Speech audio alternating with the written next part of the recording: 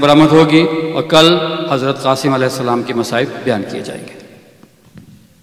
مجلس کے سلسلے کو آگے بڑھاتے ہوئے چند اشعار آپ کی خدمت پیش کرتا ہوں کہ کس قدر سوگ ہے فضاؤں میں، کس قدر سوگ ہے فضاؤں میں، آج مجلس تھی میرے گاؤں میں۔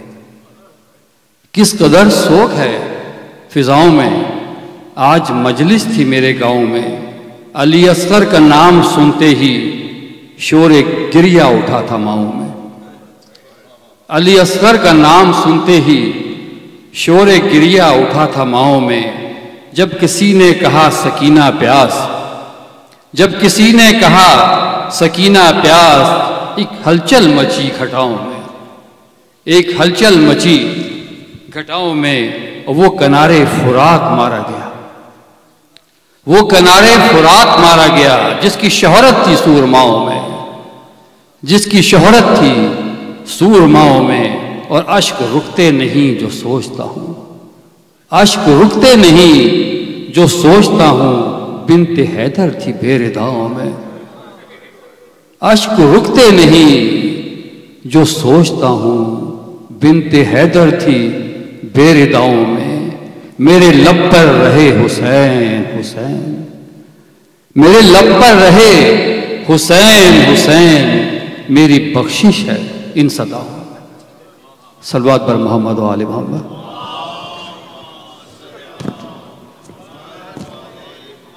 اب درخواست گزار ہوں شیخ امیر مختار فیضی صاحب سے تشریف لائیں، مجلس سے عزت خطاب فرمائیں۔ جناب مولانا شیخ امیر مختار فیضی صاحب۔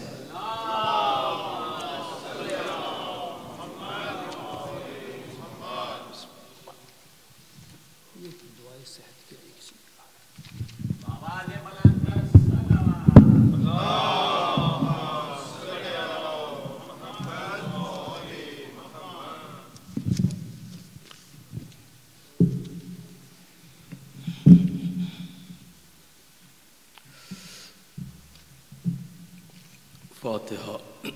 بسم اللہ الرحمن الرحیم۔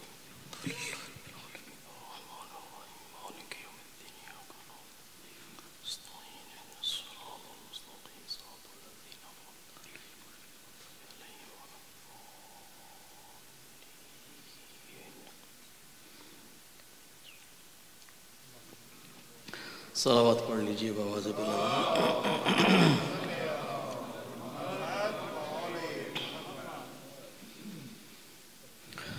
ایک مرتبہ پھر صلوات پڑھ لیجیے بابا۔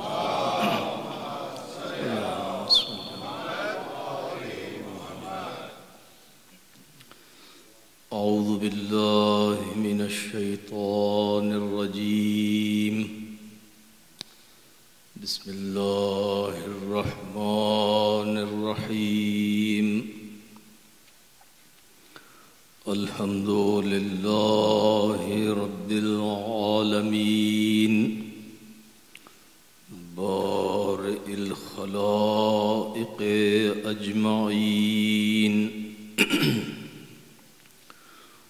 والصلاة والسلام علی سیدنا و نبینا ومولانا ابی القاسم محمد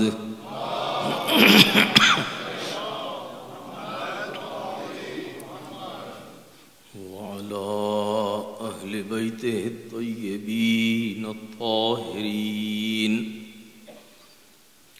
الذین اذهب اللہ عنہم الرجس وطهرهم تطهيرا۔ صلی اللہ علی محمد وعلی محمد۔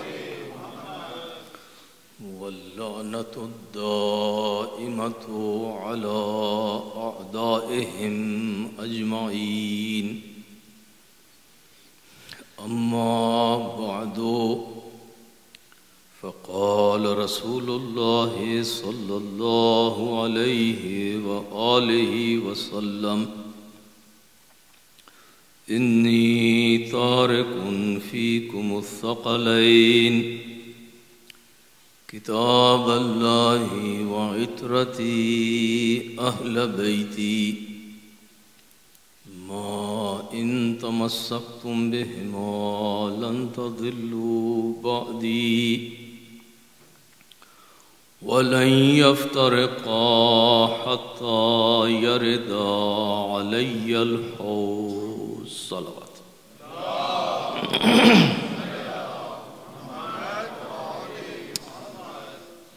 عزیزان گرامی،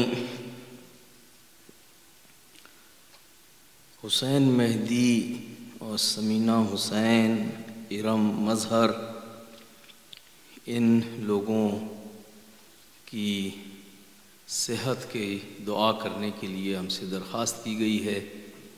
ان تینوں مومنین و مومنات اور جملہ مریض مومنین و مومنات کی شفائے کامل و عاجل کے لیے 3 مرتبہ مل کے صلوات پڑھ دیں.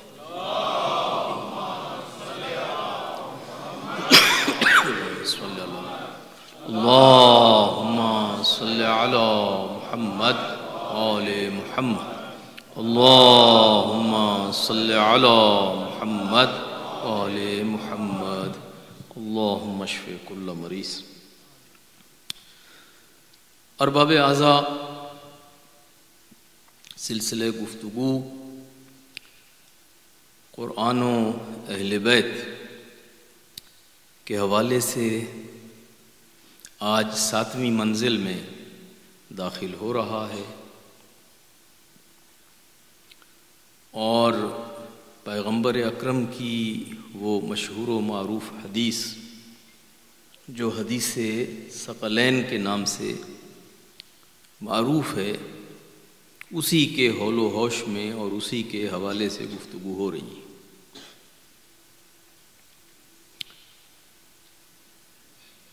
آج کی اس مجلس میں میں چاہوں گا کہ ایک قدم اب آگے بڑھا جائے اور اس سلسلہ گفتگو کو اب تھوڑا عملی پہلوؤں کی طرف بھی پھیلایا جائے، چونکہ آفٹر آل ہماری عزاداری اور ہماری مجالس کا ایک بڑا مقصد وہ ہمارے اندر ایک احساس ذمہ داری اور ایک روح عمل پیدا کرنا ہوتا ہے. شہیدوں کے تذکرے سے عام طور پہ جو سوتی ہوئی قومیں ہیں ان کو بیدار کیا جاتا ہے. اسی لیے شہید کی جو موت ہے وہ قوم کی حیات ہوا کرتی ہے. اللہم صلی علی محمد وعلی محمد. ایک بہت خوبصورت جملہ ہے شہید مطہری کا شہداء کے حوالے سے. وہ کہا کرتے تھے کہ شہداء شمع محفل بشریتاً،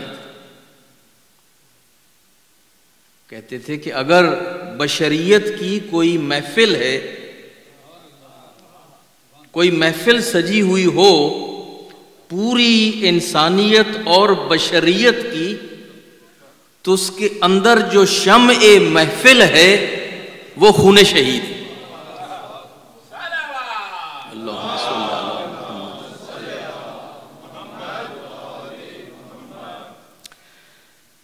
عزیزان گرامی، کربلا ہمارے لیے ایک عظیم درسگاہ ہے. یہ وہ دانشگاہ ہے کہ جس میں ہماری 3 نسلیں مل کے کسب فیض کرتی ہیں. آج بھی آپ دیکھ رہے ہوں گے کہ چھوٹے بچے بھی ہیں مجلس میں شریک، ان کے ماں باپ بھی ہیں اور پھر ان کے ماں باپ بھی ہیں. ہے نا ایسا؟ کتنے ہی ایسے خاندان اور کتنی ہی ایسی فیملیز مجلس میں آج بھی حاضر ہوں گی کہ جن کی 3 نسلیں یہاں فرش عزا پہ بیٹھی ہوئی ہیں. اور پھر ہر بیک گراؤنڈ کے لوگ مجلس میں حاضر ہوتے ہیں، اور یہ صرف اسی بارگاہ حسینی کا امتیاز ہے۔ میں عام طور پہ یہ کہا کرتا ہوں کہ پورے عالم اسلام کے اندر، بلکہ پوری دنیا ادیان کے اندر کوئی ایک پلیٹ فارم ایسا نہیں ہے کہ جس کا موازنہ اس فرش عزا کے ساتھ ہو سکے، اس فرش عزا کے ساتھ ہو سکے، اس لیے کہ میرا انٹرفیتھ سے بھی تعلق ہے، انٹرافیتھ سے بھی تعلق ہے، اور میں جانتا ہوں کہ سینیگاگز اور چرچز میں جو ایکٹیویٹیز ہوتی ہیں وہ کس نوعیت کی ہوتی ہیں، ان کی کوانٹٹی اور کوالٹی دونوں سے واقف ہوں، اور جو مختلف اسلامی مکاتب فکر ہیں ہم ان کے ساتھ بھی رابطے میں ہیں، اور ان کی مساجد میں ہمارا آنا جانا ہے۔ میں فرملی اس میں بلیو کرتا ہوں کہ ہم مسلمانوں کے درمیان اتنی مروت اور اتنی وسعت قلبی ہونا چاہیے کہ ہم کھلے دل سے ایک دوسرے کی عبادت گاہوں اور ایک دوسرے کی مساجد میں آ جا سکیں۔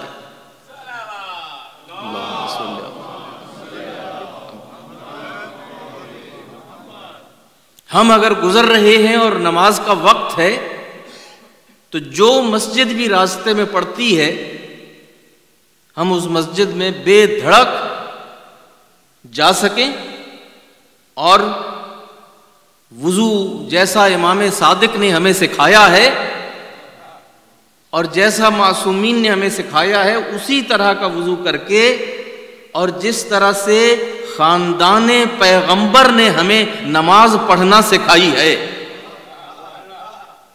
اسی طرح سے شہیدوں کی مٹی کو سامنے رکھتے ہوئے، خاک شفا کے اوپر سجدے کرتے ہوئے ہم بلا خوف و خطر کسی بھی اہل سنت کی مسجد میں نماز پڑھ سکتے ہوں۔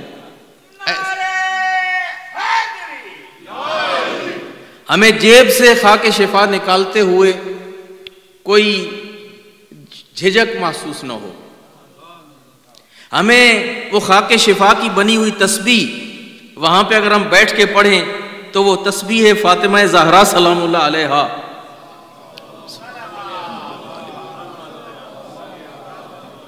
پڑھنے میں کوئی الجھن نہیں ہونی چاہیے۔ اور اگر ہمارے برادران اہل سنت کبھی ہمارے محلے سے گزر رہے ہوں، ہماری مسجد یا ہماری امام بارگاہ کے پاس سے گزر رہے ہوں، تو بڑے شوق سے اور بڑے کھلے دل کے ساتھ وہ ہماری امام بارگاہ یا ہماری مسجد میں آئیں، اور جس طرح سے انہوں نے وضو سیکھا ہے، جیسی نماز سیکھی ہے، جیسے وہ نماز پڑھتے ہیں، بلا جھجک وہ آ کے اپنی نماز پڑھیں۔ نہ یہاں ان سے سوال کیے جائیں کہ تم نے ایسے کیوں پڑھی، اور نہ وہاں ہم سے پوچھا جائے کہ تم نے ایسے کیوں پڑھی، بلکہ ہم سب کو مل کے جا کے مسلمانوں کی اس اکثریت سے پوچھنا چاہیے کہ وہ نماز پڑھتے ہی کیوں نہیں، بے نمازی سے پوچھنا چاہیے کہ تم نماز کیوں نہیں پڑھتے، بجائے اس کے کہ جو بیچارہ پڑھ رہا ہے اس کو ستایا جائے کہ تو نے ہاتھ باندھے ہوئے کیوں ہیں یا تو نے ہاتھ کھولے ہوئے کیوں۔ وہ پڑھتا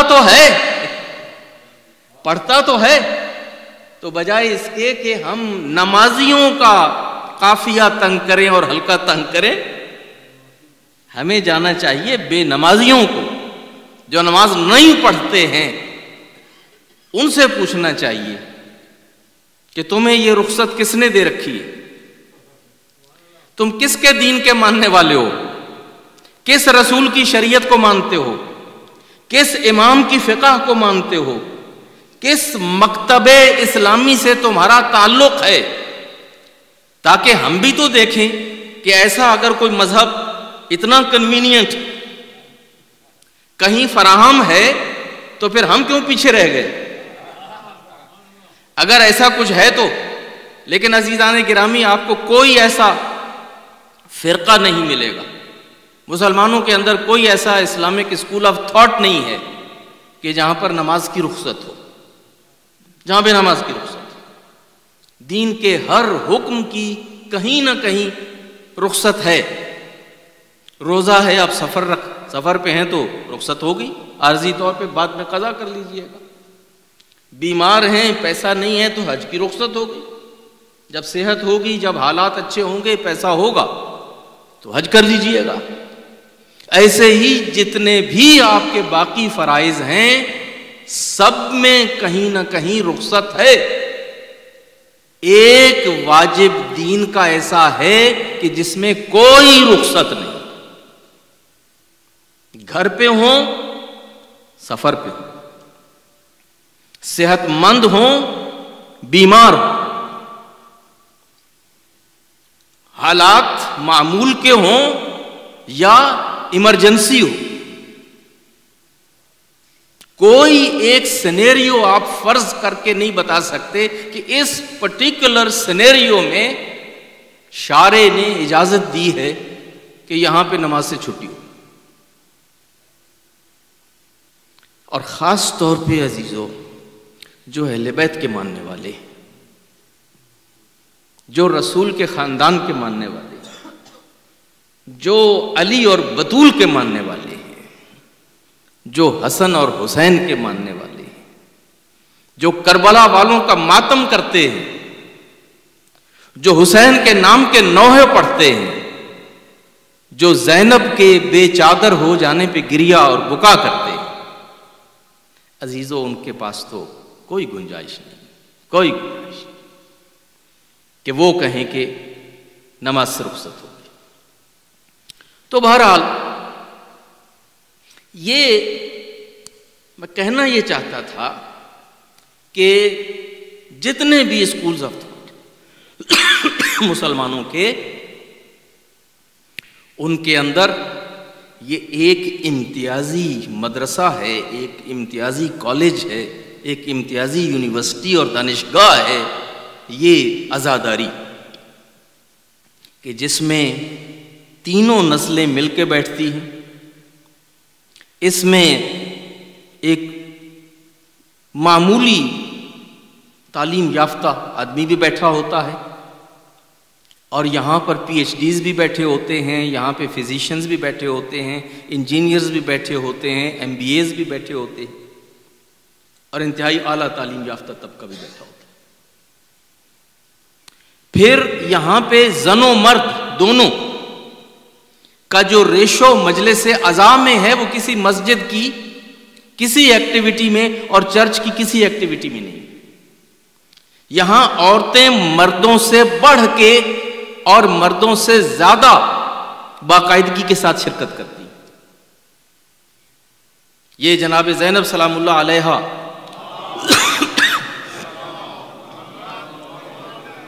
کی پرسادار، ہم مرد تو دن میں ایک آدھ مجلس ہی پڑھتے اور سنتے ہیں، زیادہ ہو گیا تو 2 مجلس ہو گئی، کہیں 3 ہو گئی، سوائے وہ دورے والی مجالس کے. لیکن خواتین کا آپ کو معلوم ہے کہ مجلس کے ساتھ مجلس جڑی ہے. صبح سے گھر سے نکلی تو پھر اب معلوم نہیں کہ رات 12 بجے گھر واپس آئیں گی یا صبح کی نماز کے وقت آئیں گی، اور کتنی مجلس سن کے آئیں گی. یہ انہی کی ہمت ہے، یہ انہی کی ہمت ہے. ہماری مائیں، ہماری بیویاں، ہماری بچیاں، ہماری بزرگ خواتین، یہ عالم ہے. اور اصل میں وہ ہیں کہ جو آپ لوگوں کے بھی اتنی باقاعدگی سے آنے کا باعث بنتی. ہم شاید بھول گئے ہوں کہ ہم اس وقت کچھ نہیں سمجھتے تھے جب ماں اپنی آغوش میں لے کے ہم کو اس فرش عزا پہ آتی تھی. اپنی ماؤں کو یاد رکھیں اور یاد کیا کریں اس فرش عزا پہ بیٹھتے ہوئے. ہمارے ہاں آج بھی رسم ہے کہ جب بچہ پیدا ہوتا ہے، یہاں تو اسپتالوں میں پیدا ہوتے ہیں، تو وہ گھر لے جانے سے پہلے ہمیں فون آتا ہے کہ ہم چاہتے ہیں کہ ہم ایک مرتبہ بچے کو آ کے عزا خانے کی زیارت کروا لیں، گہوارہ علی اصغر کے سامنے لا کے ہم مولا کو پہلے پرسہ دیں گے اور پھر اپنے اس بچے کو اپنے گھر لے کے جائیں گے۔ یہ ہے ماؤں کا جذبہ۔ اور پھر جس باقاعدگی سے وہ مجالس میں خود شرکت کرتی ہیں، بچوں کو لاتی ہیں، یہ عزادار مائیں عزیزان گرامی ایک بہت بڑی نعمت ہے۔ میں لگے ہاتھ یہ بات یہاں پہ کہنا چاہتا ہوں کہ اگرچہ ٹیکنیکلی جائز ہے مسلمانوں کے اندر جہاں سے بھی آپ رشتہ کرنا چاہیں اور جہاں سے بھی ملے، بشرطے کہ وہ دشمن اہل بیت نہ ہوں، تو ٹیکنیکلی جائز ہے کسی بھی مسلمان کے ساتھ رشتہ ناتا، لیکن ہماری ایک مشکل یہ ہے کہ ہمیں صرف ظاہری مسلمان بچے نہیں چاہیے، ہمیں عزادار بچے چاہیے ہوتے ہیں، ہمیں ماتمی بچے چاہیے ہوتے ہیں، ہمیں فرش عزا پہ بیٹھ کے گریہ و ماتم کرنے والے اور سوز و سلام پڑھنے والے بچے چاہیے ہوتے ہیں، اور وہ بچے صرف عزادار مائیں ہی پیدا کر سکتی ہیں، عزاداروں کے علاوہ کوئی نہیں پیدا کر سکتا۔ ایک صلوات پڑھیے بابا۔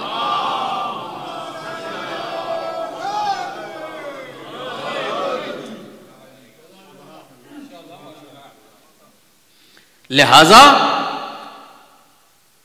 جوانی میں انسان خیال نہیں کرتا،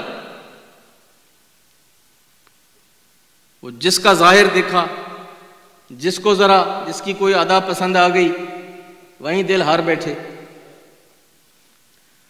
اور پھر اگر کسی بزرگ نے سمجھایا بھی تو اس وقت تو سمجھ میں بھی بات نہیں آتی۔ جوانی میں کہاں بزرگوں کی باتیں سمجھ میں آتی، وہ تو جب خود بزرگ ہوتے ہیں تو وہ باتیں سمجھ میں آتی، مگر اب ان کی آگے کوئی نہیں مانتا۔ یہ ایک عجب سائیکل ہے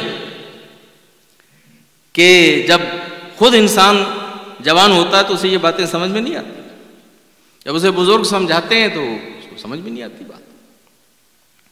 لیکن عزیزان گرامی، اگر آپ کو کربلائی بچے چاہیے، اگر آپ کو مشہدی بچے چاہیے، اگر آپ کو عزادار اور ماتمی بچے چاہیے، اگر آپ کو پرسادار بچے چاہیے جو کربلا کے ساتھ وفادار رہ سکیں، جو ابو الفضل العباس کا علم اٹھائیں، جو علی اصغر کے جھولے کو اپنے ہاتھوں سے اٹھاتے ہوئے فخر کریں، جانے گرامی، آپ مومنین کے اندر ہی اپنے مومنات کی شادیاں مومنین کے ساتھ ہی ہونا چاہیے، اس لیے کہ یہ پروڈکٹ جو ہے آپ کو دوسری پیوند کاری سے نہیں مل سکتا۔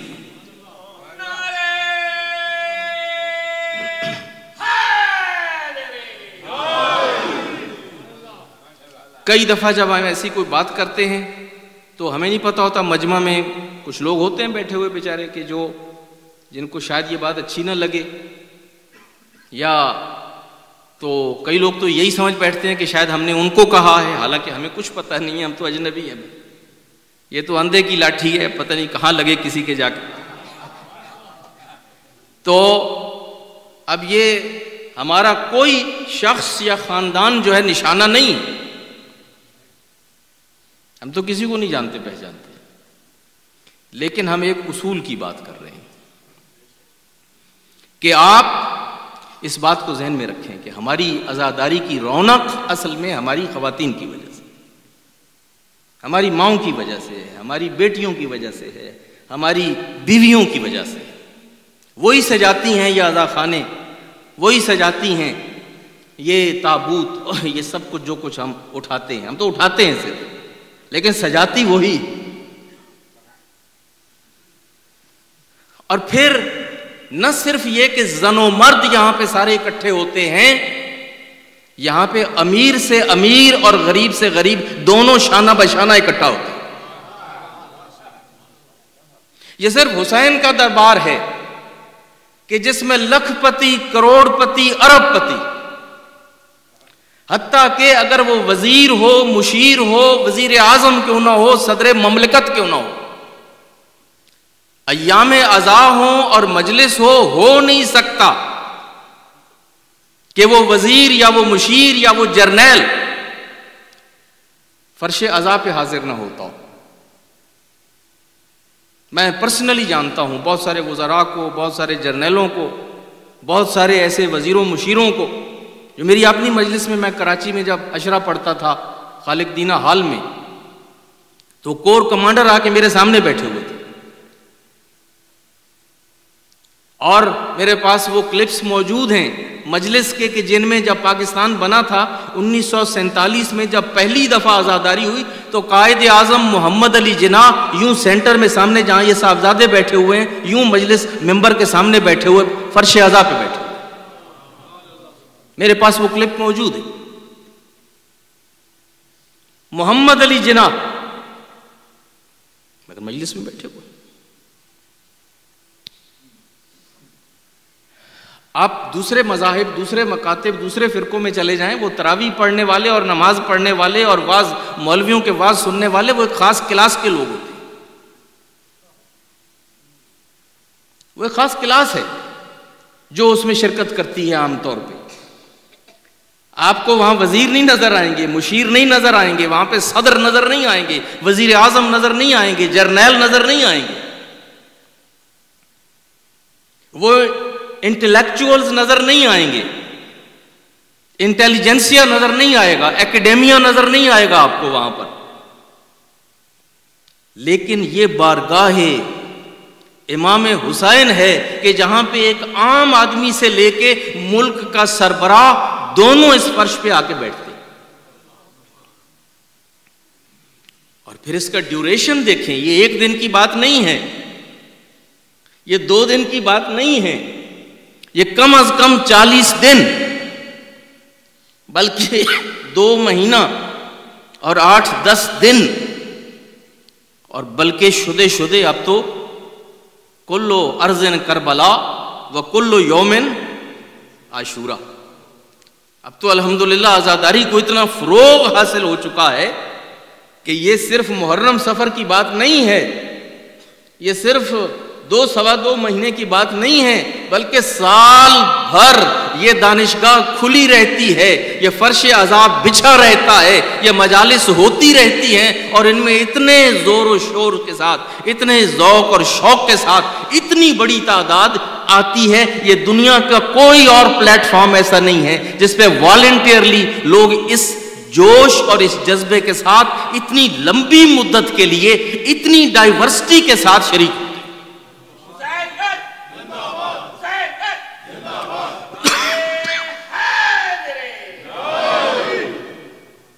لہذا اس کی قدر کو پہچانے. یہ ہمارا بہت بڑا انسٹیٹیوشن ہے، یہی ہمارا میڈیا ہے. جب حکومتوں کے پاس میڈیا ہوتا تھا اور ہم محروم ہوتے تھے، ہمارا میڈیا کیا تھا؟ ہمارا میڈیا یہی مجلس تھی. ہمارا شاعر، ہمارا مرثیہ، ہمارا نوحہ، ہماری مجلس، ہمارا ماتم، یہی ہماری صدائے احتجاج تھی اور یہی ہمارا میڈیا تھا. اور آج بھی بڑی حد تک ہمارا میڈیا یہی. جتنی تبلیغ ہم گزشتہ 1400 سال مل کے نہیں کر سکے، آج کل آپ جب 40 کے دن کربلائے حسینی میں اکٹھے ہوتے ہیں تو دنیا کا کون سا نیٹ ورک ہے کہ جو اس کو نہیں دکھاتا؟ کوئی نیٹ ورک ہے کہ جو نہ دکھاتا ہو کہ آج 40 حسینی ہے اور آج یہ امت سیاہ لباس پہن کے کربلا میں اکٹھی ہے اور بتاتی ہو کہ ہو از حسین، اور لبیک یا حسین کے نعرے جو ہیں اس وقت فلک شگاف ہوتے. اور پوری دنیا میں جو جلوس نکل رہے ہوتے ہیں وہ اپنی جگہ. میں جانتا ہوں میرے سمیت بہت سارے لوگوں کو ہو سکتا ہے بہت سارے اشکالات اور اعتراضات ہوں یا بعض چیزیں ہمیں اچھی نہ لگتی ہوں جو فرش عزا سے منسوب ہیں، یا بعض چیزیں یا بعض پریکٹسز ہم ان سے اختلاف رائے رکھ سکتے ہیں. لیکن عزیزان گرامی، ان چھوٹے چھوٹے اختلافات کی بنیاد پہ اتنا بڑا اور اتنا مبارک پلیٹ فارم، اس کو کبھی بھی آپ جو ہے وہ کوشچن نہ کریں. قومیں صدیوں کے بعد بھی اس طرح کا پلیٹ فارم نہیں بنا سکتی. یہ آپ کی میراث ہے، اور آپ کو پتا ہے کہ اس کی بنیاد خود پیغمبر اکرم نے رکھی، اور یہ دعائے فاطمہ زہرا سلام اللہ علیہا کی اجابت ہے. آپ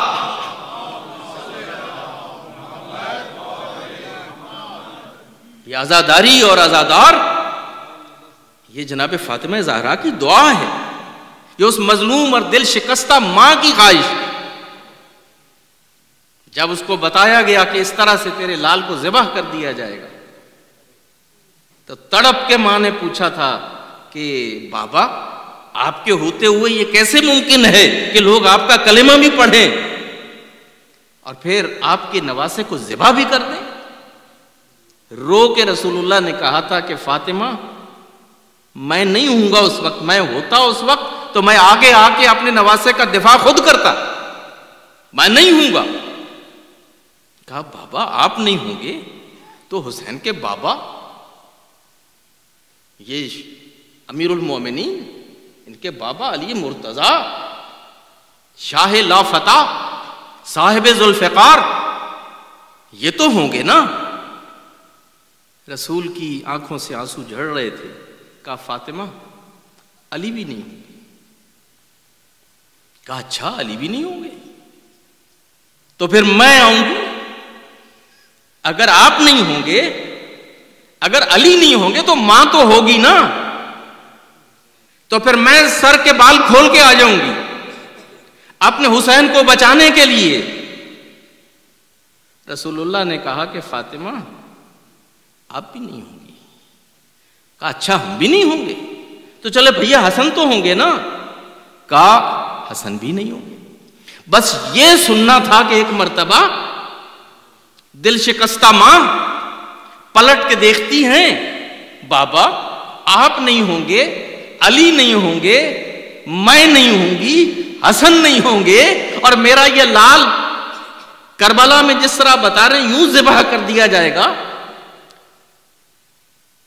کون اس پہ گریا کرے گا؟ کون اس پہ ماتم کرے گا؟ کون اس کا نام زندہ رکھے گا؟ کون اس کا نام یاد رکھے گا؟ کون اس کی مدد و نصرت کرے گا؟ تو رسول اللہ نے یہ کہا تھا کہ فاطمہ اللہ ایک ایسی قوم پیدا کرے گا جس کے بوڑھے تمہارے بوڑھوں پہ روئیں گے، جس کے جوان تمہارے جوانوں پہ روئیں گے، جس کے بچے تمہارے بچوں پہ روئیں گے، جس کی عورتیں تمہاری عورتوں کی بے کسی پہ روں گی، اور جس کے مرد تمہارے مردوں پہ روئیں گے. عزیزان گرامی، یہ وہ دعا تھی کہ آج ملینز کی تعداد میں، اس وقت اگر کوئی سسٹم ہو ہمارے پاس دکھانے کا کہ پورے گلوب میں، پوری دنیا میں اس وقت کیا عالم ہے، ہر ملک کے ہر شہر میں یہ کالی چادریں دیواروں پہ لگی ہوئی، یہ علم سجے ہوئے، مجالس ہو رہی، ماتم ہو رہا، گریا ہو رہا ہے، اور حسین کا پرسہ حسین کے نانا کو اور حسین کی ماں کو اور حسین کے بابا کو دیا جا رہا ہے. عزیزان گرامی، یہ بہت بڑا پلیٹ فارم ہے، یہ بہت بڑا ایسٹ ہے، اس کی قدر ہمیں جاننا چاہیے. ہاں ہمیں کوشش کرنا چاہیے کہ ہم مل کے اس کو زیادہ پروڈکٹیو بنائیں، اس کو زیادہ فوکسڈ بنائیں، اس کو زیادہ ایجوکیشنل اور انسپریشنل بنائیں. اب اس پہ ناراض نہ ہوئیے گا، چونکہ یہ ہماری تربیت گاہ ہے، یہ ہماری دانشگاہ ہے، یہ ہماری درسگاہ ہے. لہذا ہمیں زیادہ سے زیادہ اس کو ایجوکیشنل، انسپریشنل، موٹیویشنل، پروڈکٹیو بنانا چاہیے، مگر اس پہ غیر بن کے وہ غیروں والی اعتراض نہیں کرنے چاہیے. وہ باتیں جو غیر کرتے ہیں عزاداری کے حوالے سے، وہ کم از کم ہماری زبانوں پہ نہیں آنی چاہیے، اس لیے کہ یہ مظلوموں کا فرش عزا ہے۔ مظلوم کی حالت پہ رحم کھایا جاتا ہے، مظلوم پہ اعتراض نہیں کیا جاتا۔ اگر ہو سکے تو مظلوم سے ہمدردی کیجئے، مظلوم کا ہاتھ پکڑیے، مظلوم کا سہارا بنیے، مظلوم کی آواز بنیے، مگر مظلوم پہ اعتراض نہ کیجئے، مظلوم پہ ہنسیے مت۔ اور مظلومیت یہ ہماری عزاداری کا تو امتیاز ہے۔ تو عزیزان گرامی، یہ جو ہم بیان کر رہے ہیں یہ پیغام ہے۔ میں نے 4 5 6 دن آپ کو کوئی کڑوی کسیدی ایسی بات نہیں سنائی کہ جو نارملی میری مجالس میں ہوا کرتی ہے، مگر میں نے بہت ہاتھ ہلکا رکھا ہے اور بڑی رعایت کی ہے آپ لوگوں کے ساتھ اتنے دن۔ لیکن بہرحال اب میری بھی آدھی مجلسیں ہو چکی ہیں اور مجھے صرف جو ہے نعرے وارے لگوا کے واپس نہیں جانا، مجھے بھی آخر اللہ رسول کو منہ دکھانا۔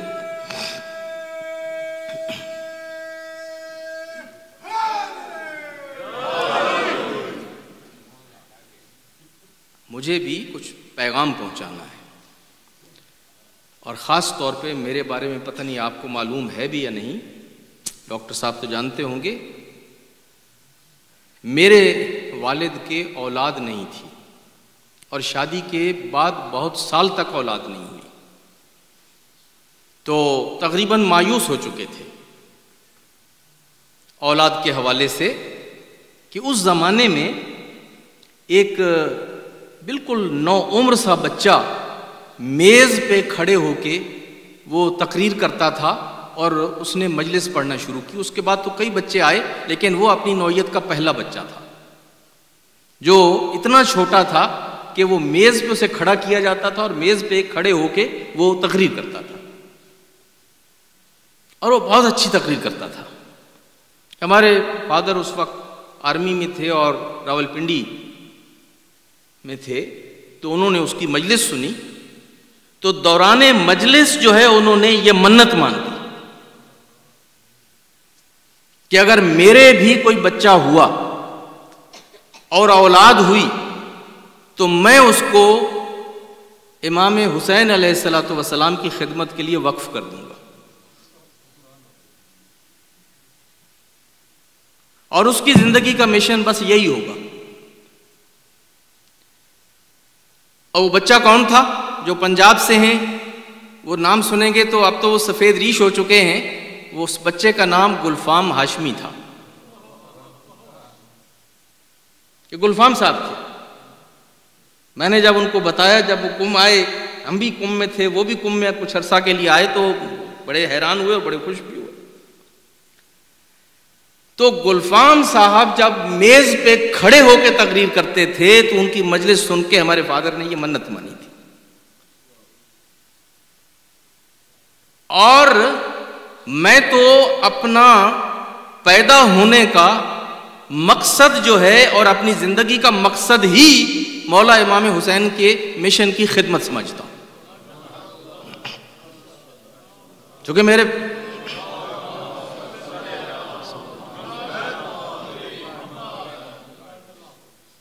لہذا جہاں پہ ہم ان کے فضائل اور مصائب بیان کر رہے ہیں اور کریں گے انشاءاللہ، اور اب تو مصائب کی راتیں شروع ہو چکی، ہم جی بھر کے اور دل کھول کے مصائب بھی پڑھیں گے، گریہ بھی کریں گے، ماتم بھی کریں گے، لیکن عزیزان گرامی ہمیں مولا کا مقصد شہادت اور پیغام شہداء اور سیرت شہداء یہ جو ہے اس کو توجہ سے سننا بھی ہوگا، مجھے بیان کرنا ہوگا اور آپ کو سننا ہوگا۔ اب آپ مجھے بتائیں کہ کل یہاں تشریف لائیں گے یا کہیں اور چلے جائیں گے؟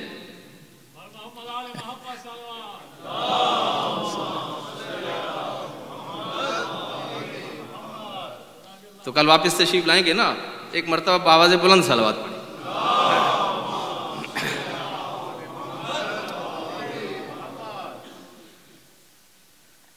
پیغمبر اکرم نے یہ جو حدیث بیان کی ہے اس میں ایک رشتہ بیان کیا ہے قرآن اور اہل بیت کے درمیان، کہ یہ دونوں قرآن اور اہل بیت یہ پارٹنرز ہیں ایک دوسرے کے ساتھ، یہ دیکھنے میں دو ہیں مگر حقیقت میں ایک ہیں، یک جان اور دو قالب کا آپ نے محاورہ تو سنا ہوا ہوگا نا، اس محاورے کا جو سب سے اچھا مصداق ہے وہ ایک قرآن ہے اور دوسرے اہل بیت ہیں۔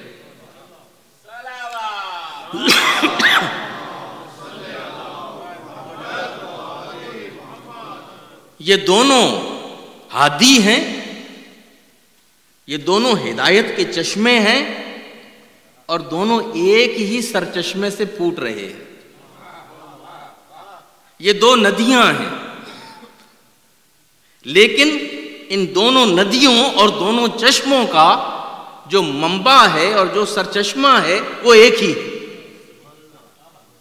اور یہی وجہ ہے کہ ان کا مقصد دونوں کا ایک ہے، بلکہ یہ ایک دوسرے کو کمپلیمنٹ کرتے ہیں۔ اگر ایک جو ہے وہ کتاب ہے تو دوسرا معلم ہے، ایک کتاب ہے تو دوسرا معلم ہے، اور اگر ایک درس ہے تو دوسرا عمل ہے۔ اگر ایک درس ہے تو دوسرا عمل ہے، اور دونوں علم اور معرفت کے خزانے۔ آپ کو علم چاہیے، آپ کو معرفت چاہیے، تو اس کے خزانے قرآن اور اہل بیت ہیں۔ اور پھر اگر قرآن ذالک الکتاب لا ریب فیہ کا مصداق ہوتے ہوئے لا ریب کتاب ہے، تو اہل بیت آیت تطہیر کا مصداق ہوتے ہوئے لا عیب اہل بیت ہیں۔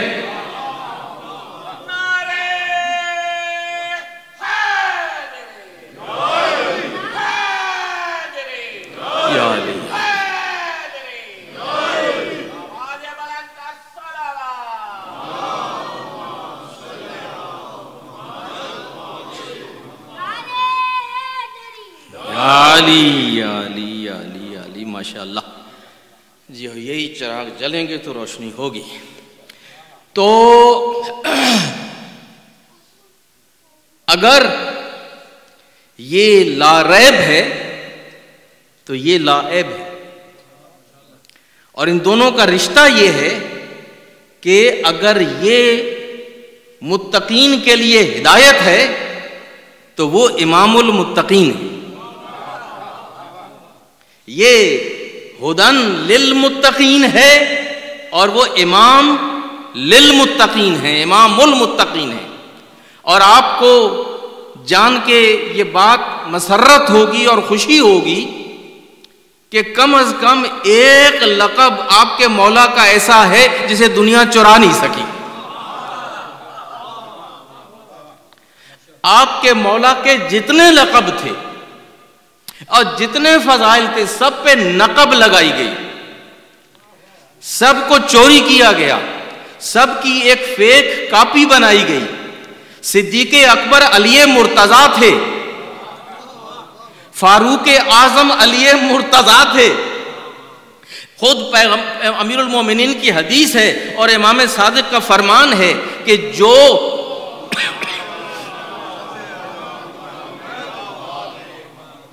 کہ اس امت کے صدیق اکبر بھی علی ہیں اور فاروق اعظم بھی علی ہیں، اور جو ان کے علاوہ کوئی دعویٰ کرتا ہے تو اپنے دعوے میں سچا نہیں ہے، لیکن وہ لقب چوری ہو گئے۔ اب اگر ہم اپنے بچے کا نام فاروق رکھ دیں تو آپ کو پتا ہے کہ گھر میں فساد پڑ جائے گا۔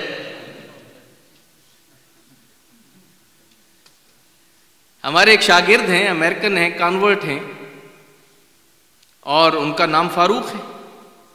اچھا، ہم نے دبی زبان میں کئی دفعہ کوشش کی ان کو گوش گزار کرنے کی کہ آپ مولانا بنیں گے، عالم بنیں گے، کمیونٹی میں جائیں گے، ممبر پہ جائیں گے، یہ نام آپ کے لیے مشکلات پیدا کرے گا۔ مگر انہوں نے یہی حدیث پکڑی ہوئی ہے، وہ کہتے ہیں امام صادق نے فرمایا ہے کہ فاروق علی ہے، لہذا میرا ضمیر مطمئن ہے کہ میں اصلی فاروق کے نام پہ میرا نام رکھا گیا. اور یہ ناموں کا بڑا مسئلہ ہو جاتا ہے کئی دفعہ. اتفاق یہ ابھی 2-3 دن پہلے مجھے کسی صاحب نے فون کیا, ایک ینگ مین. اب اس نے تو مجھے یہ بھی کہا کہ آپ نے میرا نکاح پڑھا تھا اور اب ہمارے بچہ ہو رہا اور ہم بچے کا نام رکھنا چاہتے ہیں اور ہم آپ کو کنسلٹ کرنا چاہ رہے ہیں. ہم نے کہا بھی ہم مصروف ہیں اور اگر انتظار کر سکتے ہو تو ہم محرم پڑھ کے واپس آ جائیں. انہوں نے کہا نہیں, اسی ہفتے ڈیو ہے اور ہمیں یہ ٹائم سینسٹیو ہے اور ہمیں آپ سے ابھی بات کرنی ہے. تو خیر ہم نے کہا چلیں ٹھیک ہے, بات کیجئے. باتوں سے مجھے اندازہ ہوا, ہم نے تو اتنے نکاح پڑھے اور ہر روز اتنا پڑھتے ہیں کہ ہمیں تو کوئی یاد نہیں رہتا کہ ہم نے کس کس کا نکاح پڑھا اور کون کون تھا اور کون کون نہیں تھا. لیکن انہوں نے کہا کہ آپ نے پڑھا تھا اور آپ کہنے لگے کہ ہم اپنا ہونے والے بچے کا نام رکھنا چاہ رہے ہیں اور ہم نے بہت سوچ بچار کی اور ہمیں ایک نام اچھا لگا ہے اور ہم آپ کی بلیسنگ چاہتے ہیں. ان کا فرمائیے. کہنے لگے آپ کا سفیان کے بارے میں کیا خیال ہے؟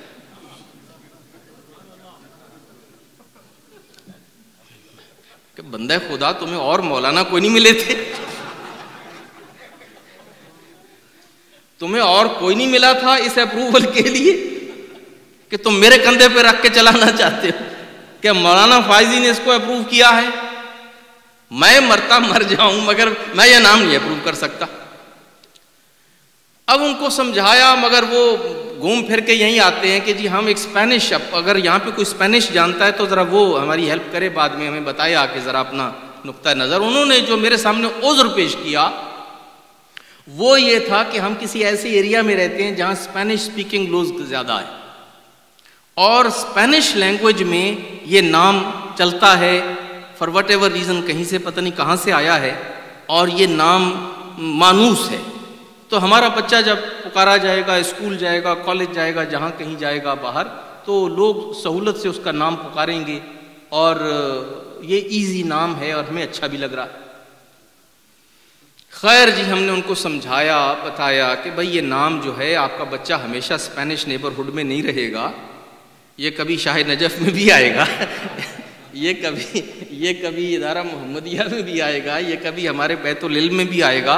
اور اگر بیچارہ بچہ وہاں بیٹھا ہے جوان اور اس کو کوئی وہاں سے آواز لگائے گا تو پورا مجمع گھوم کے اس کو دیکھے گا کہ بھائی یہ کون صاحب ہیں اور یہاں کیوں چلے آئے ہیں. تو میں نے کہا ساری زندگی یہ بچہ بیچارہ شرماتا پھرے گا, امبیرسڈ ہوگا, اور تم جانتے نہیں ہو کہ یہ سفیان اور ابو سفیان اور ان کے کارنامے کیا ہیں. انہوں نے کہا نہیں مجھے اس سے تو کوئی مطلب نہیں ہے, میں تو صرف یہ دیکھ رہا ہوں کہ مجھے نام اچھا لگتا. بہرحال جی مجھے 1 گھنٹہ پورا اس کی کاؤنسلنگ کرنی پڑی.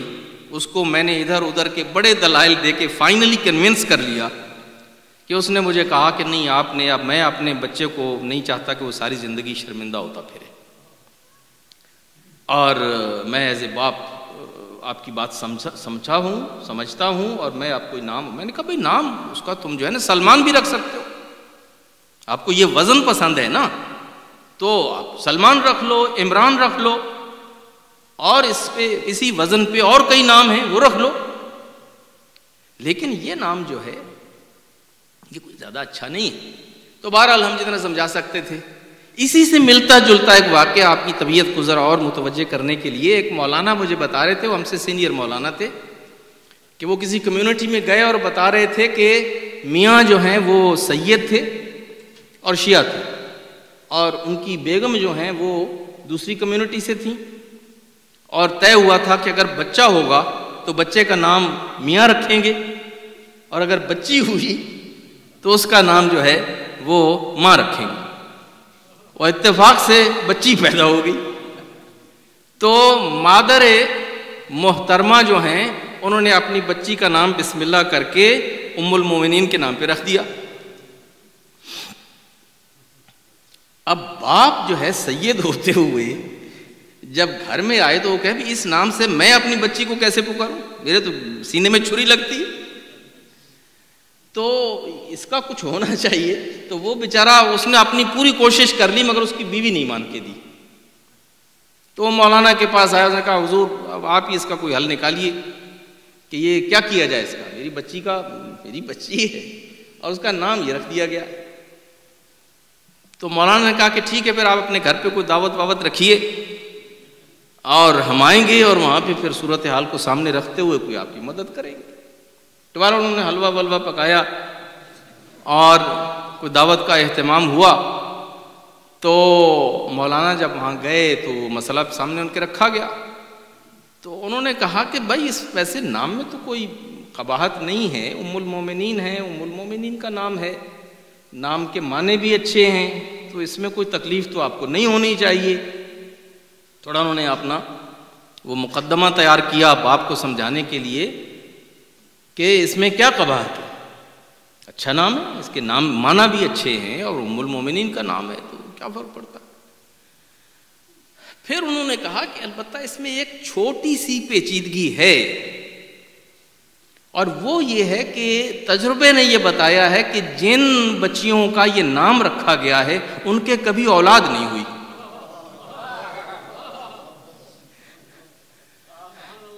یہ عام طور پہ دیکھنے میں آیا ہے کہ جن بچیوں کے یہ نام رکھے گئے ہیں ان کے اولاد نہیں ہوئی۔ ویسے نام میں کوئی قباحت نہیں، بس یہ سننا تھا کہ ماں نے کہا کہ مولانا پھر ذرا کوئی اور نام بتائیے، کہ کوئی اور نام بتائیے۔ کہا نہیں، کیا فرق پڑتا، کہا نہیں آپ ہمیں کوئی اور نام بتائیے۔ تو انہوں نے وہ اسی لفظ کو قرآن مجید کے لفظ سے تبدیل کر دیا، اور قرآن میں موجود ہے عیشا، عیشتن راضیہ، عیشا، انہوں نے اس کو وہ الف درمیان میں سے ڈراپ کر دیا اور وہ قرآنی لفظ جو ہے وہ عیشا کر دیا، اور انہوں نے کہا اس کا نام عیشا کر دو۔ تو وہ جناب اس طرح سے باپ جو ہے بیچارہ اس کی جان میں جان آئی اور وہ مسئلہ اس کا حل ہوا۔ تو یہ جو مشکلات پیدا ہو جاتی ہیں ہمارے ہاں، یہ خواہ سے پیدا ہو جاتی ہیں۔ حالانکہ جو القاب ہیں امیر المومنین کے وہ کوئی چوری نہیں کر سکتا تھا، مگر یہ چوری ہوئے اور سب چوری ہو گئے۔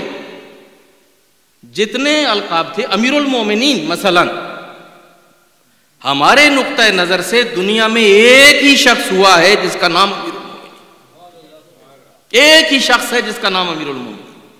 چنانچہ روایت بتاتی ہے کہ ایک شخص نے امام حسن مجتبی علیہ السلام کو آ کے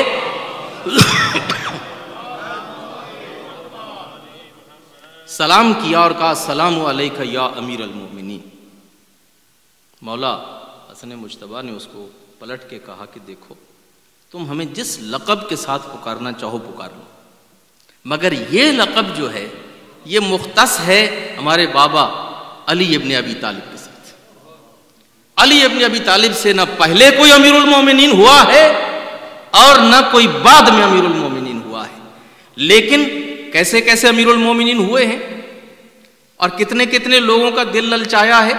اب پرانے لوگ بیٹھے ہیں وہ جانتے ہوں کہ ایوب خان کا بھی جی چاہا تھا امیر المومنین بننے کو، اور ضیاء الحق صاحب کا بھی جی چاہا تھا امیر المومنین بننے کو، اور ضیاء الحق صاحب چھوڑ کے بلکہ اور جتنے بھی یہ لوگ تھے اس طرح کے، یہ سب امیر المومنین بننے کے چکر میں پڑ گئے تھے۔ لیکن امیر المومنین یہ نام ہے، یہ لقب ہے حضرت علی مرتضیٰ۔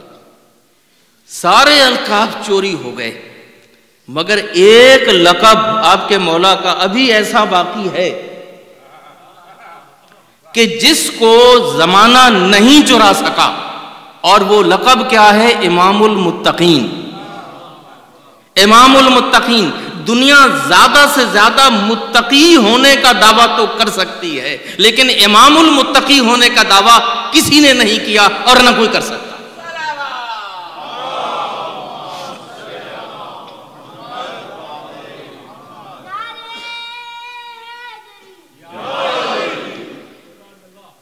امیر المومنین کی یہ شخصیت تھی اور قرآن اور اہل بیت کا جو آپس کا تعلق ہے۔ عزیزان گرامی، ابھی بہت کچھ کہنا ہے مگر وقت ختم ہو گیا اور آج کے مصائب بھی بہت مفصل ہیں، لہٰذا میں صرف ربط دینے کے لیے بس ایک جملہ کہہ کے میں مربوط ہو جاؤں گا مصائب کے ساتھ قرآن بھی معجزہ ہے اور اہل بیت بھی معجزہ ہے۔ یہ معجز نما ہی نہیں ہے، یہ خود معجزہ ہے۔ ان کا وجود معجزہ ہے، ان کی زندگی معجزہ تھی، ان کا نام آج تک جس طرح سے باقی ہے یہ خود معجزہ ہے۔ 1400 سال تک جو چراغ طوفانوں میں نہ بجھا ہو، بحرانوں میں نہ بجھا ہو، آندھیوں میں نہ بجھا ہو اور آج تک روشن ہو، وہ خود ایک معجزہ ہے۔ اور پھر قرآن اور اہل بیت میں آپ یوں دیکھ لیجئے کہ قرآن کے سورے 114 اور اہل بیت کے ممبر کتنے ہیں؟ 14 ہے۔ جو کام 114 سوروں نے کیا ہے وہ مل کے صرف 14 نے کر کے دکھا دیا ہے۔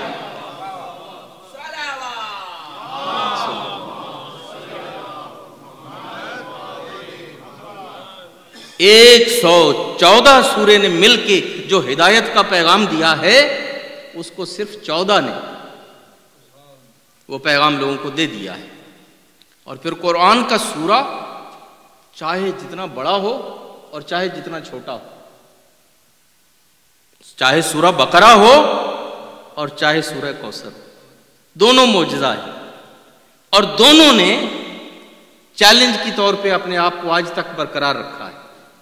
تو عزیزو، جیسے قرآن میں چاہے سورہ بقرہ ہو اور چاہے سورہ کوثر ہو، اہل بیت میں بھی چاہے وہ علی مرتضیٰ ہوں اور چاہے وہ ماں کی گود میں 6 مہینے کا علی اصغر ہو،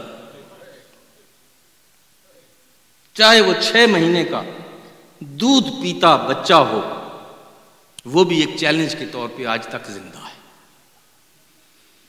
ابھی جھولا اٹھایا جائے گا، آپ لوگ آ کے منتیں، مرادیں، نظریں رباب کے اس شہید بچے کے توسل سے اور تصدق سے مانگیں گے، معجزے سے کم نہیں۔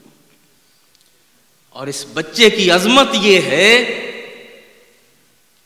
کہ اس اکیلے بچے نے پورے اس لشکر یزید کو رولا دیا تھا۔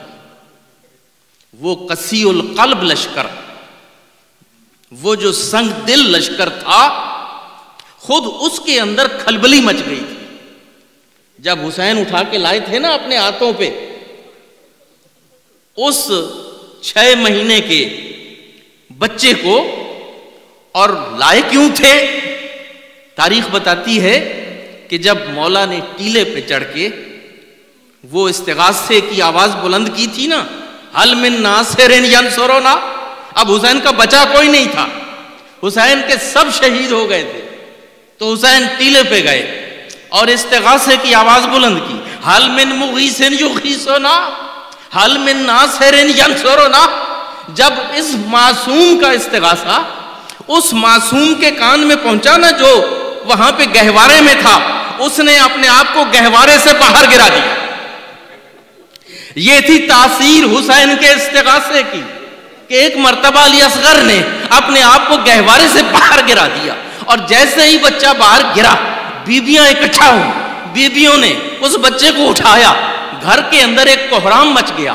جب وہ آوازیں بلند ہوئیں تو حسین نے ٹیلے پہ یہ آوازیں سنی، فوراً حسین ٹیلے سے اترے، خیمے کے اندر آئے، خیمے میں آ کے پوچھا، بیبیوں ابھی تو میں زندہ ہوں، ماتم کا وقت تو ابھی بعد میں آئے گا، گریہ و بکا کا وقت تو بعد میں آئے گا، ابھی تو میں زندہ ہوں۔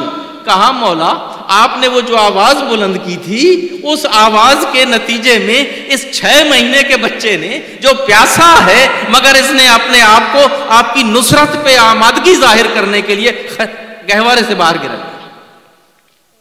مولا نے بچے کو اٹھایا، بچے سے پیار کیا۔ اب مولا کا وقت رخصت تھا، مولا رخصت ہو رہے تھے کہ ڈرتے ڈرتے اس بچے کی ماں رباب آئیں، یوں مولا کی ابا کو ایک ذرا سے کونے سے پکڑا، کہا مولا میرا دل تو نہیں چاہتا کہ میں آپ کو امتحان میں ڈالوں، مگر کیا کروں، میرا 6 مہینے کا بچہ پیاس کے ہاتھوں اب زندگی کی بازی ہارنے کو ہے، یہ چراغ ٹمٹما رہا ہے. کیا ایسا ممکن ہے کہ آپ جاتے جاتے علی اصغر کو پانی کا ایک گھونٹ پلوا دیں؟ بس یہ سننا تھا. مولا نے کہا کہ رباب اصغر کو میرے ہاتھوں پہ رکھ دو، میں جاتا ہوں، میں ماں کا دل نہیں توڑنا چاہتا. تو ماں ہے، تو ماں ہے اس بچے کی، اور تیری ممتا کا یہ سوال ہے. میں جانتے ہوئے بھی کہ مجھے معلوم ہے نتیجہ کیا ہوگا، مگر میں ماں کا دل نہیں توڑنا چاہتا. لاؤ میرے ہاتھوں پہ رکھ دو. حسین نے اس بچے کو لیا، لیکن دیکھا دھوپ بہت تھی، دھوپ تھی. حسین نے اس بچے کو اپنے ابا کے نیچے، ابا کے سائے میں، اوپر ابا ڈال لی، نیچے علی اصغر کو رکھا، ابا کے سائے میں علی اصغر کو لے کے آئے. لشکر کے سامنے کھڑے ہوئے، کہا دیکھو اگر تمہارا مجرم ہوں گا تو میں ہوں گا. تم نے میرے جوان مار دیے، تم نے میرے بھائی مار دیے، تم نے میرے بھتیجے مار دیے، تم نے میرے بھانجے مار دیے، تم نے میرے دوست مار دیے. میں نے دستے سوال نہیں تمہارے سامنے بلند کیا، مگر اس کی ماں میرے ہاتھ پہ اس بچے کو رکھ گئی ہے. ارے یہ تو اپنے منہ سے پانی مانگ بھی نہیں سکتا، اتنا چھوٹا سا بچہ ہے. کیا پانی کا ایک قطرہ اس کو تم نہیں دے سکتے؟ اس کو پانی کا ایک قطرہ دے دو. ایک مرتبہ یہ سننا تھا، لشکر اعداء میں کھلبلی مچ گئی. تاریخ کی روایتیں بتاتی ہیں کہ سنگ دل سپاہی جو ہے اس کا بھی دل پسیج گیا. وہ کہنے لگا کہ عمر سعد آخر کیا ہو جائے گا؟ ارے پانی کے 2 قطرے اس چھوٹے سے بچے کے اگر منہ میں رکھ دیے جائیں تو کیا ہو جائے گا؟ یہ سننا تھا. ایک مرتبہ آواز دے کے کہتا ہے اپنے اس تیر انداز ہرملہ کو کہ ہرملہ اقطع کلام الحسین. اس سے پہلے کہ حسین کی تقریر سن کے یا اس بچے کی دیکھ کے لشکر میں کھلبلی مچ جائے، لشکر میں بغاوت ہو جائے، اقطع کلام الحسین، تیر کو چلا تاکہ حسین کی گفتگو ختم ہو. عزیزو، ہرملہ ایک بہت مشہور تیر انداز تھا، اور اس نے ایک ایسا تیر جس کے 3 پھل تھے. یہ 3 پھلوں والا جو تیر تھا نا، یہ کسی بہت بڑے جانور کو مارنے کے لیے استعمال کیا جاتا تھا. اس 3 پھلوں والے تیر کو یہ جوڑتا ہے، یہ اپنے گھٹنے کو زمین پہ رکھتا ہے، اپنے کمان میں جوڑتا ہے، اور پھر تیر کو رہا کرتا ہے. اس کا ہاتھ ہلا مگر تیر خطا چلا گیا، تیر خطا گیا. پھر دوسرے تیر کو جوڑتا ہے، پھر اس کا ہاتھ کانپا اور وہ تیر خطا چلا گیا.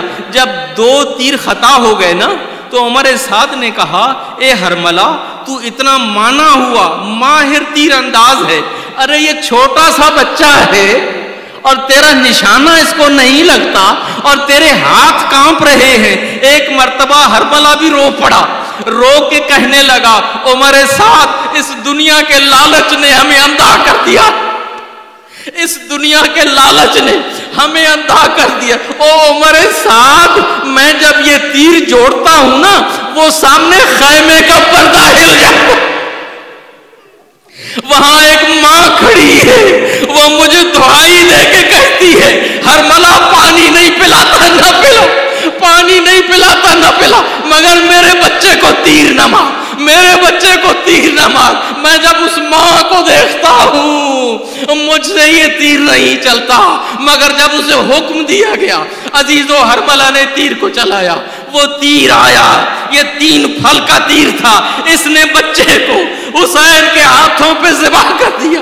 آپ بھی باپ ہیں، آپ کی بھی اولاد ہے عزیزو. ایک باپ کے ہاتھ میں اس کا بچہ ذبح ہو جائے اس کی آنکھوں کے سامنے، اور باپ اس کو محفوظ نہ کر سکے، اس کو بچا نہ سکے. یہ تیر صرف علی اصغر کو نہیں لگا، یہ حسین کے بازو کو بھی لگا ہے، حسین کا بازو بھی چھیدا ہے. میں کہتا ہوں اس نے رباب کے دل کو بھی چھیدا،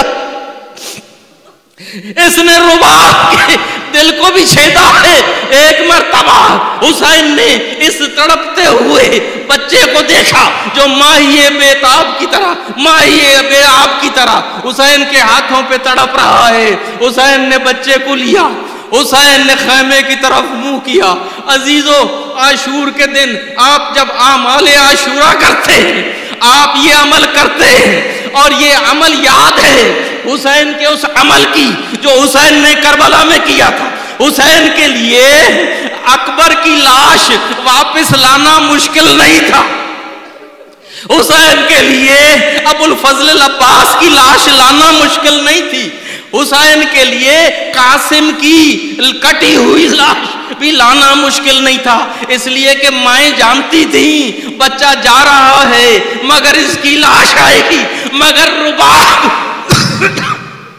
رباب نہیں سوچ سکتی تھی کہ ان کا 6 مہینے کا یہ بے زبان بچہ اس بے دردی کے ساتھ ذبح کر دیا جائے گا. حسین نے بچے کو ہاتھوں پہ رکھا, سر کو نیچے جھکایا, آواز دے کے کہا رضن بقضائہ و تسلیما لامرہ. خدایا اگر تو اسی پہ راضی ہے, اگر تیرا دین اسی صورت میں بچتا ہے تو حسین کی قربانی کو قبول کر. حسین اپنی اس معصوم قربانی کو تیری بارگاہ میں پیش کر رہا ہے. میں نے اکبر کا لاشا اٹھایا ہے, میں نے قاسم کا لاشا اٹھایا ہے, مگر مقتل میں رکھا ہے. مگر اس بے شیر کو, اس بے زبان کو اس کی ماں کے پاس کیسے لے کے جاؤں. حسین چند قدم خیمے کی طرف جاتے تھے, پھر سوچتے تھے ارے ماں اس کو کیسے دیکھے گی, پھر پلٹ کے واپس آ جاتے تھے. پھر خیال آتا تھا جا کے ماں کو دیکھ. 7 مرتبہ حسین جیسا صابر انسان کبھی خیمے کی طرف بڑھا, کبھی خیمے سے واپس ہٹا. رضن بقضائہ و تسلیما لامرہ. ماتم حسین.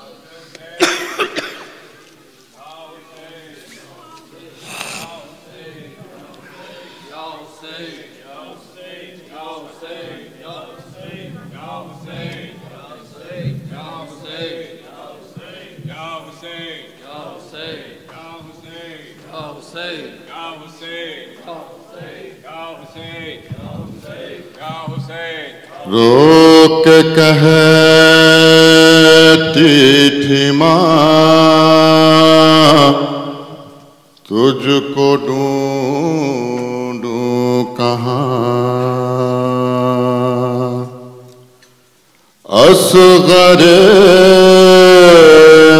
بے زبان تجھ کو ڈھونڈوں کہاں. اب تو روتے نہیں, بولتے کیوں نہیں, سو رہے ہو کہاں تجھ کو ڈھونڈوں کہاں. قید ہوتی ہوں میں کب سے, روتی ہوں میں بند چکی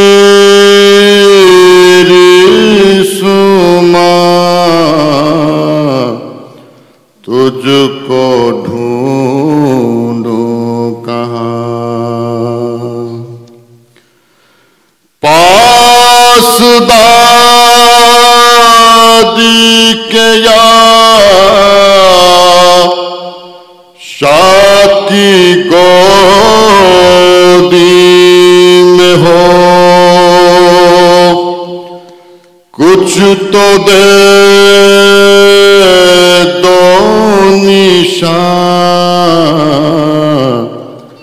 تجھ کو ڈھونڈوں کہاں. خیمے جانے لگے شاہ ہمارے گئے, لو اٹھی آندھیاں تجھ کو ڈھونڈوں کہاں، رن سے پلٹو گے کب جلتے خیموں سے اب اٹھ رہا ہے دھواں، تجھ کو